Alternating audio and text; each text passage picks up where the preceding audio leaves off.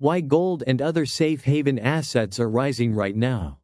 What this reveals about the financial system, and which quantitative indicators you must watch to reorient quickly. Over the next 8 to 9 minutes we go straight to the point. The data, the mechanics and a decision algorithm. In recent sessions we have seen a simultaneous rise in gold prices and inflows into traditional safe assets, while the dollar has corrected and real government bond yields have fallen. That combination is a classic market flight to safety signal. But the key question is not only the move itself, but which indicators this reaction has activated. ETF inflows, large funds futures positioning, yield curve shifts and volatility indices. The drivers are both financial and political. First, trade and political uncertainty, which raises the probability of growth and liquidity shocks. Second, shifts in monetary policy expectations. A drop in real yields increases the appeal of coupon-free assets. Third, repricing of counterparty risk. During credit stress, investors reduce leverage and move into gold and highly liquid government bonds. When these factors act together, the chance that safe haven inflows will persist increases until uncertainty eases on at least one front. The market moves through several channels. Channel A. Spot demand and ETF inflows. Channel B. Futures positioning of large managers as seen in CFTC data. Channel C. The currency channel, the dollar versus a basket of global currencies. Channel D. Interest rates and real yields.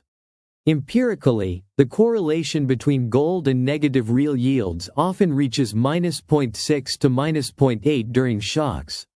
A fall of 1 percentage point in real yield historically associates with a material rise in the gold price.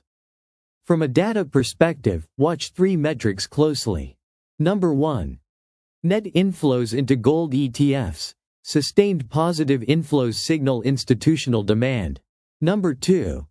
The open interest to volume ratio in futures. Rising open interest with rising price indicates durable demand. Price up with volume down suggests speculative moves. Number 3. Changes in large funds' net positions and credit spreads. Widening spreads typically reinforce flows into safe assets. To separate noise from signal, run 3 simple tests. Test 1. Persistence. Do ETF inflows remain positive for 3 to 5 trading days in a row? Test 2. Cross-market confirmation. Is the gold move accompanied by falling real yields and strengthening of JGB, CHF or JPY? Test 3. Volatility regime. Has VIX or credit volatility increased? If all 3 are positive, the trend is more likely to be sustained. If not, the move is likely a short-term rebalancing. For investors and portfolio managers, several operational rules follow. Tactical telemetry. Maintain a live dashboard with ETF inflows, 10-year real yields, the open interest, volume ratio and VIX. Review exposures when at least 3 of 4 indicators activate. Allocation. In a short-term shock, increase safe asset allocation by 5 to 10% and use short-duration buffers. If the trend confirms, reallocate part of risky assets into gold and government bonds while accounting for higher volatility. Hedging. Importers and exporters should reassess FX and commodity hedging policies. Hedging costs rise, but an unhedged position can be more costly in turbulent markets. A methodological note.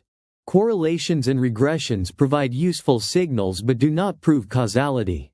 For a stricter assessment, run Granger causality tests on intraday or hourly series and perform factor decompositions of volatility using GARCH or VAR frameworks.